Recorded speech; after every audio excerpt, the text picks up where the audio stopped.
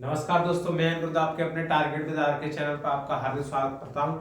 जैसे कि दोस्तों आप देख रहे होंगे कि पॉलिटी आप मेरे साथ पढ़ते हुए लगातार चले आ रहे हैं। उसी क्रम में हम आगे जो मैंने आज हम आपको टॉपिक पढ़ाएंगे न्यायवादी। जो मैंने पिछली आपको टॉपिक पढ़ाया था भारत के मंत्रिपरिषद मैंने काफी अच्छी तरीके से डीप पढ़ाने का प्रयास किया कि जिससे आपका कोई क्वेश्चन पेपर में आपके जो पेपर हो उसमें कोई क्वेश्चन ना छूटे। उसी के आज हम जो भारत के महान्यायवादी पढ़ाएंगे वो काफी अच्छी तरह समझाने का प्रयास करेंगे जिससे आपका कोई क्वेश्चन भाग ना जाए। आज हम आपको दो टॉपिक पढ़ाएंगे, भारत का न्यायवादी और कैट। ठीक है, वो हम दोनों पढ़ाने का आपको प्रयास करेंगे, काफी अच्छी तरह समझाने का प्रयास करेंगे। बस आप मेरे साथ बने रहें और हम अपनी क्लास को शुरू करते हैं। महान्यायवादी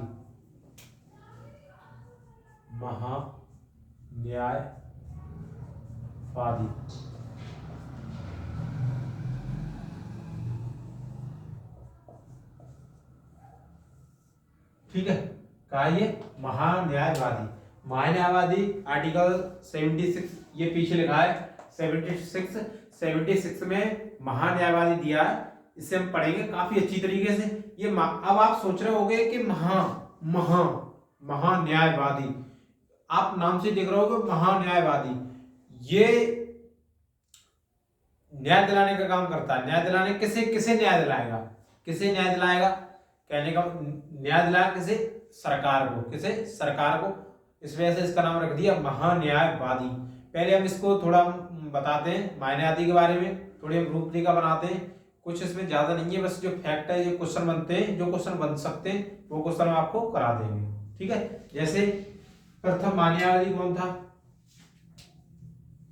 प्रथम महान्यायवादी, प्रथम महान्यायवादी, प्रथम महान्यायवादी MC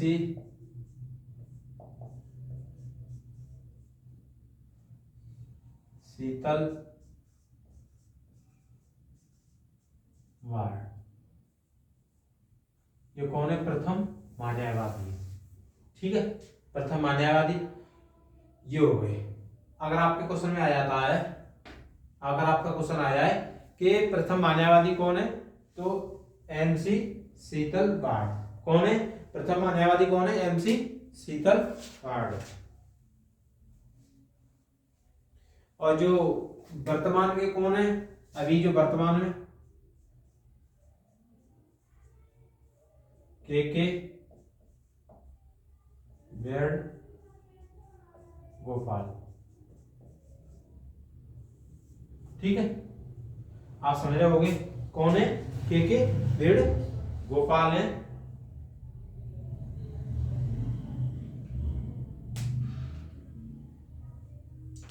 ठीक है, अब यहां से ये क्वेश्चन बन सकते हैं कि प्रथम महान्यायवादी कौन है? MC शीतलवाड़। और वर्तमान में कौन है? के वेणुगोपाल है। अब जो इसकी जो रूपरेखा है, ये इसमें समझाने वाली क्या चीज है कि प्रथम कौन है? MC शीतल और वर्तमान के वेणुगोपाल। अब भारत का जो महान्यायवादी होता है, भारत के देखो सामान्यतः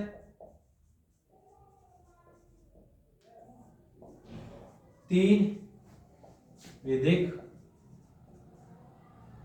विधि अधिकारी होते हैं। तीन विधि अधिकारी होते हैं। कौन कौन से होते हैं? फर्स्ट महान्यायवादी,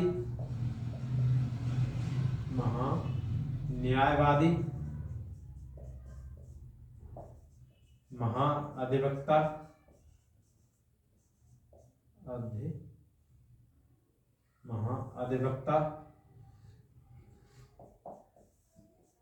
तीसरा अपर महाधिवक्ता। ठीक है, महान्यायवादी को इंग्लिश में बोल देते हैं अटॉर्नी जनरल।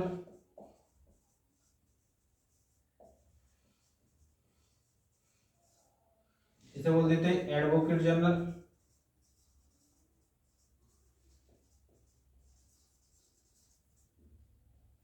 महाधिवक्ता, जो महाधिवक्ता है ये दिया है चलो आर्टिकल 165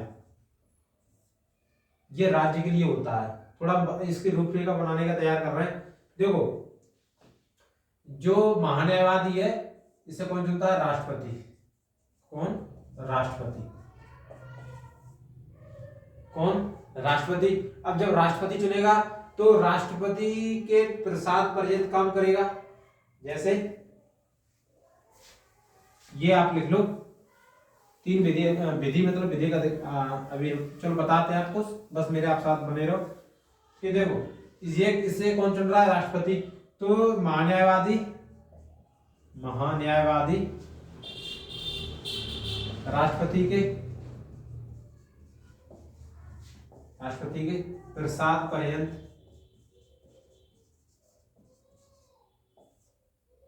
महान्यायवादी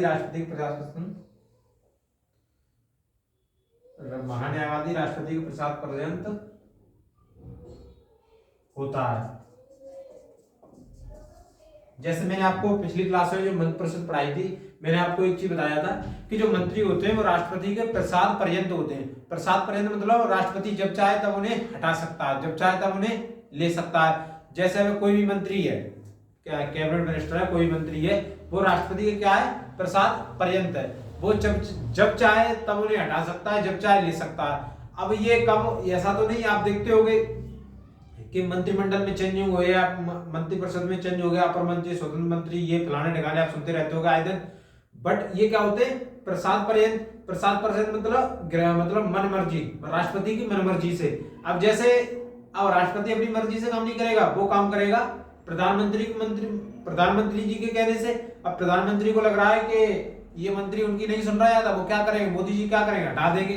कोई भी मंत्री हो, अमित शाह हो, कोई मंत्री हो, वो जब चाहे तब उन्हें चेंज कर सकता है। वो प्रधानमंत्री क्या बोलेंगे? राष्ट्रपति को बोलेंगे, राष्ट्रपति उन्हें क्या कर देंगे? हटा देंगे। इनडायरेक्टली काम कौन करा रहा है? सलाह सहायता कौन कर रहा है? प्रधानमंत्री कर रहा है। और हटा कौन? ये बात है, दूसरे कंधे पे बंदूक धर के कौन चला रहा है? प्रधानमंत्री राष्ट्रपति के कंधे पे धर के बंदूक चला रहा है, जिससे वो चेंज करना चाहे वो क्या कर देते हैं? चेंज कर देते हैं। कोई दिक्कत? तो अब जैसे महान्यायवादी है, जैसे ये लग रहा है कि ये वेणुगोपाल है, के वेणुगोपाल, अगर मोदी जी को लगे नहीं ये मेरी नहीं सुन रहे, ये राष्ट्रपति को बोला जाए, प्रधानमंत्री बोलेगा राष्ट्रपति को, इन्हें क्या कर दो? हटा दो। हटा दिया। अब मोदी जी को लग रहा है कोई व्यक्ति है उनकी ज्यादा सुनेगा, जो कोई भी ज्यादा सुनेगा उन्हें ले लो, उन्हें मतलब क्या बना दो? महान्यायवादी बना दो। अब महान्यायवादी बनाने के लिए कुछ शर्तें होती है, वो भी शर्त देख लो आप मेरे साथ। शर्त ये होती है कि उसने सुप्रीम कोर्ट में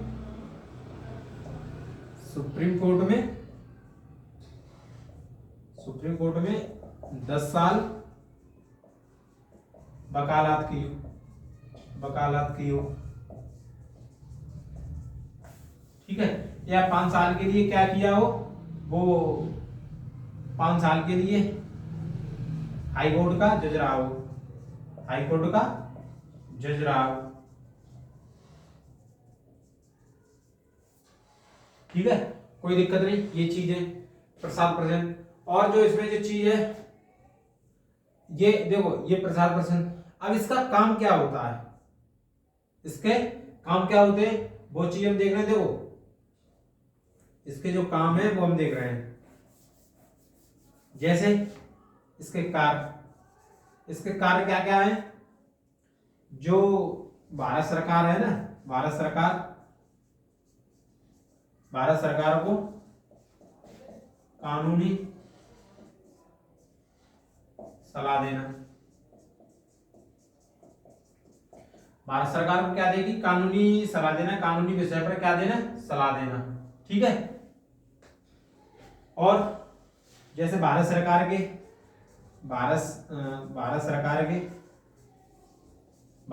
के खिलाफ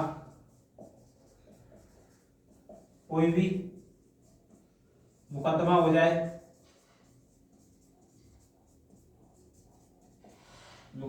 जाए, तो वो लड़ेगा।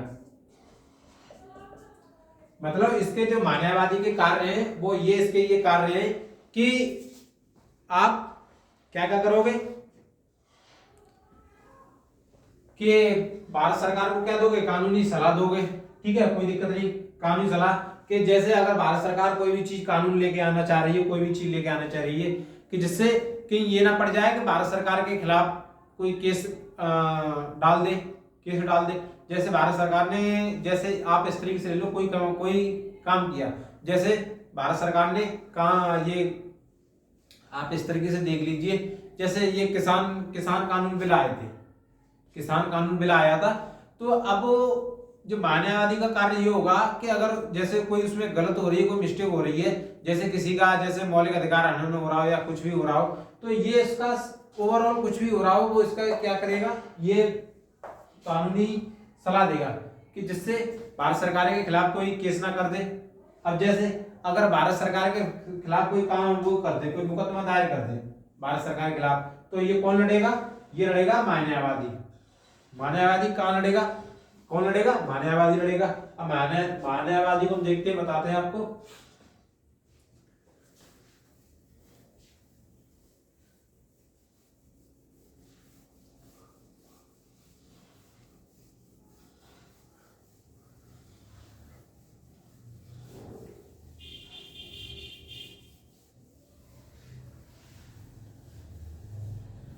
कौन लड़ेगा, मानववादी लड़ेगा। अब मानववादी कहाँ लड़ेगा, देखो सुप्रीम कोर्ट,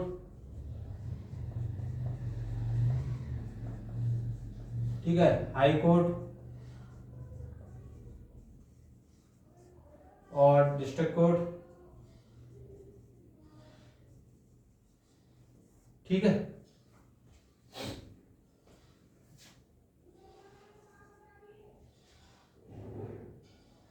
ठीक है, अब जैसे किसी ने भारत सरकार के खिलाफ अगर सुप्रीम कोर्ट में किया है तो मानववादी कहाँ लड़ेगा, यहाँ लड़ेगा, सुप्रीम कोर्ट में जाकर लड़ेगा। अगर उसने हाई कोर्ट में किया है तो हाई कोर्ट में जाकर लड़ेगा, और डिस्ट्रिक्ट कोर्ट में किया है तो डिस्ट्रिक्ट, मतलब ये किसी भी कोर्ट में जाके लड़ सकता है भारत सरकार के खिलाफ। क्या कर सकता है, कोई भी चीज, मतलब जिस भारत सरकार पे अगर इसने किसी ने मुकदमा दायर किया है तो लड़ सकता है। अब इसमें जो पॉइंट समझाने वाले आते हैं वो हम आपको बताते हैं। जो जो पॉइंट है वो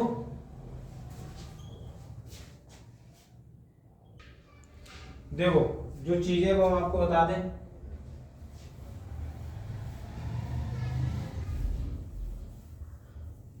ये क्या होता है, सर्वोच्च विधि अधिकारी होता है, सर्वोच्च विधि अधिकारी होता है।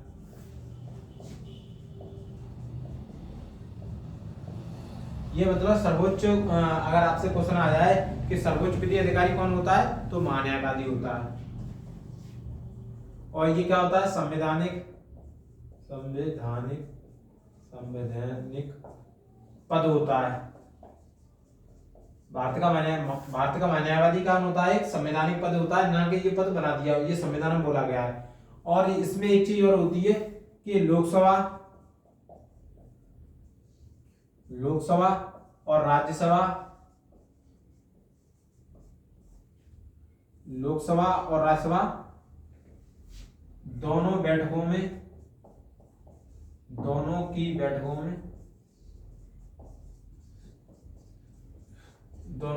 में भाग ले सकता है, ठीक है, और बोल भी सकता है। किसी पे अगर चर्चा हो रही है, किसी भी बिल पे, कुछ भी पे, तो बोल भी सकता है, लेकिन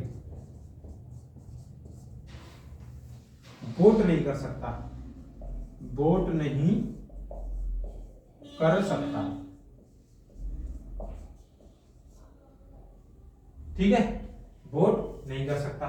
ये चीज इसकी हो गई। संवैधानिक पद होता है, ये सब चीजें कि ये भारत सरकार को कानूनी विषय पर सलाह देता है, ये सब चीज। और इसमें एक चीज और है कि इसे कौन चुनता है, राष्ट्रपति चुनता है। एक और हम आपको बता दें, आर्टिकल 165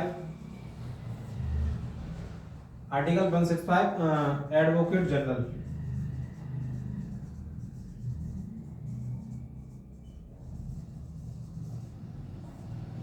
एडवोकेट जनरल, ये एडवोकेट जनरल राज्य के लिए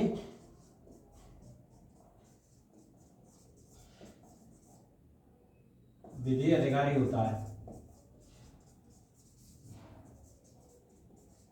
जैसे मान्यवादी आर्टिकल 76 के तहत क्या भारत सरकार के सब कुछ काम करेगा, ऐसे ही आर्टिकल एडवोकेट जनरल राज्य सरकार के लिए काम करेगा। आप ये समझ रहे होगे, इसमें कोई दिक्कत नहीं होगा आपके। बस मान्यवादी में ये यही चीज है, वो क्या हो गई, बस समाप्त हो गई। आगे जो हम बता रहे हैं वो देखना आप।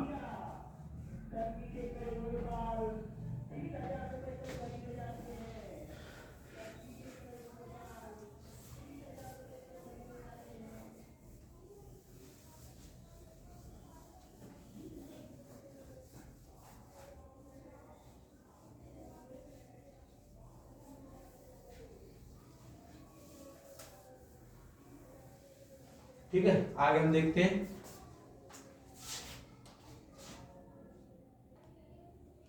आगे हम पढ़ेंगे केक के बारे में।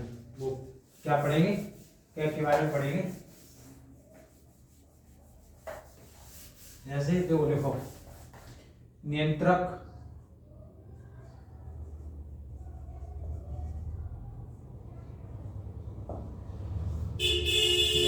एवं मालिक परीक्षक।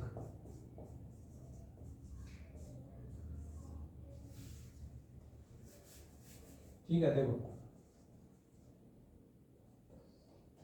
Computer and auditor, auditor general,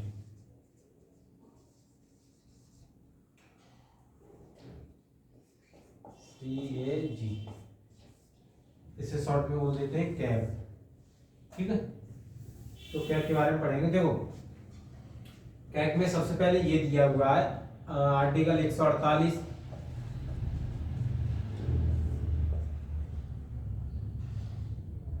article देखो कैग की नियुक्ति,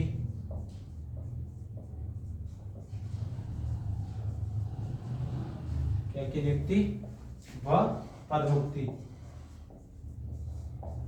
ये किसमें दिया है, आर्टिकल 148 में दिया गया है। अब आर्टिकल 149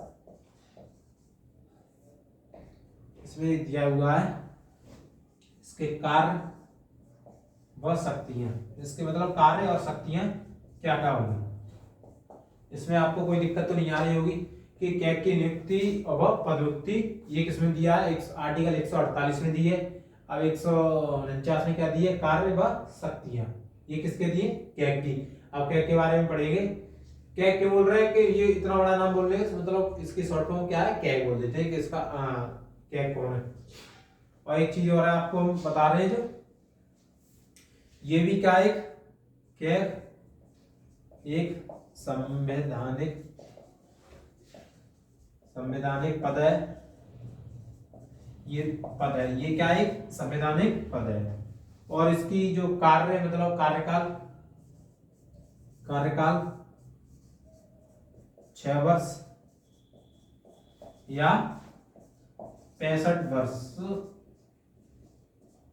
6 या 65 वर्ष, 65 वर्ष मतलब 65 वर्ष को क्या दिया है इसमें कि 65 वर्ष से ये बोला गया कि अगर कोई से जैसे मैं हूं, मेरा कार्यकाल में अगर कैग हूं तो मेरा कार्यकाल कितना है, 6 वर्ष का है। अगर 6 वर्ष से पहले अगर मेरी 65 वर्ष पहले हो रही है, अगर मेरी 65 आय मेरी पहले हो रही है, मतलब मैं 65 साल का हो रहा हूँ, तो मैं मेरा ये जरूर नहीं है कि मैं मेरा कार्यकाल 6 वर्ष का रही, मैं 65 वर्ष से पहले ही में उससे मुझे मुक्ति मिल जाएगी, पद से मुझे रिटायर कर दिया जाएगा कि आप ये 65 वर्ष से आप ऊपर हो रहे, इस वजह से आप क्या करो, पहले आप हट जाओ।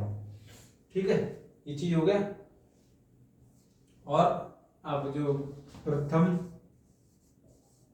क्या कौन थे, प्रथम क्या, तो बी नरसिंह राव, नहीं बी नरहरि राव, ये कौन थे, ये प्रथम हमारे कौन थे, कैग थे। ठीक है, कोई दिक्कत नहीं आगे।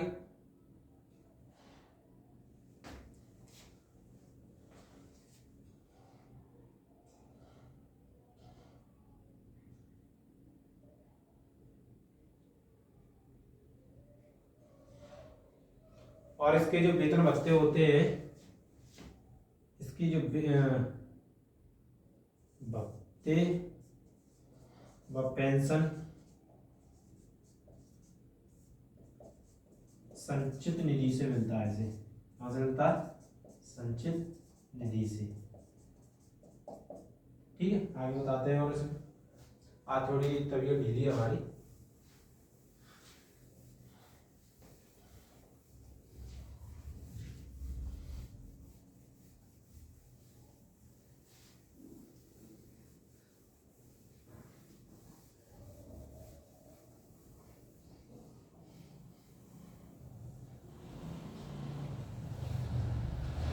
देखो पहले तो ये देखो, अब कैग पद बनाने की जरूरत क्यों पड़ी? कैग पद बनाने की जरूरत क्यों पड़ी? पहले तो हम उस चीज को हम आपको समझाते हैं, कैग पद बनाने की जरूरत क्यों पड़ी। कैग पद बनाने की जरूरत इसलिए पड़ी कि जैसे राज्य सरकार, वो केंद्र सरकार है, केंद्र सरकार व राज्य सरकार,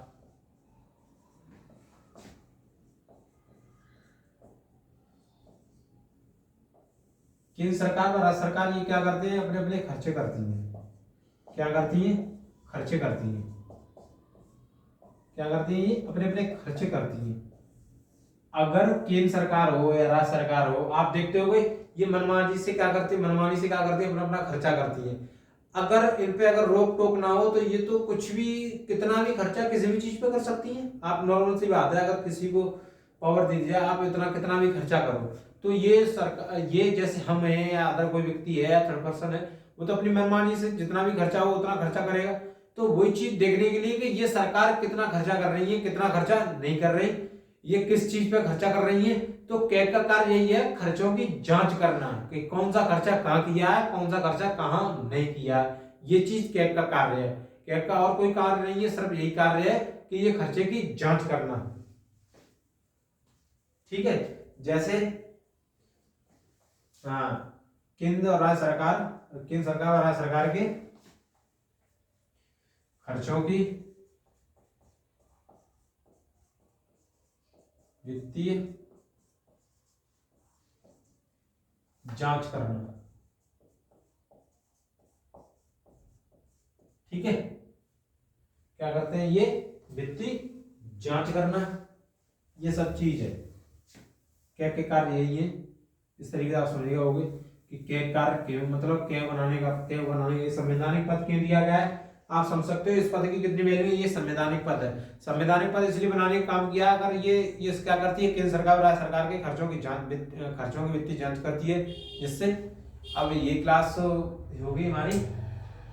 ठीक है, अगली क्लास हम कल मिल जाएगी आपको। संसद के बारे में पढ़ाएंगे। कल हम लोकसभा संसद और राज्यसभा संसद, एक आज थोड़ी तबीयत सही नहीं है इस वजह से, कल हम लोकसभा और राज्यसभा दोनों संसद हम क्या करा देंगे, कल खत्म कर देंगे। और हम मिलते हैं अगली नेक्स्ट क्लास में। तब तक कल संसद खत्म करा देंगे। ठीक है, मैंने आपसे बोल दिया कल संसद खत्म, तो कल संसद खत्म करा देंगे। ठीक है, तब तक आप मेरे चैनल को थोड़ा सपोर्ट कीजिए अपने दोस्तों के साथ। ये क्लास हम यही समाप्त करते हैं। जय हिंद साथियों।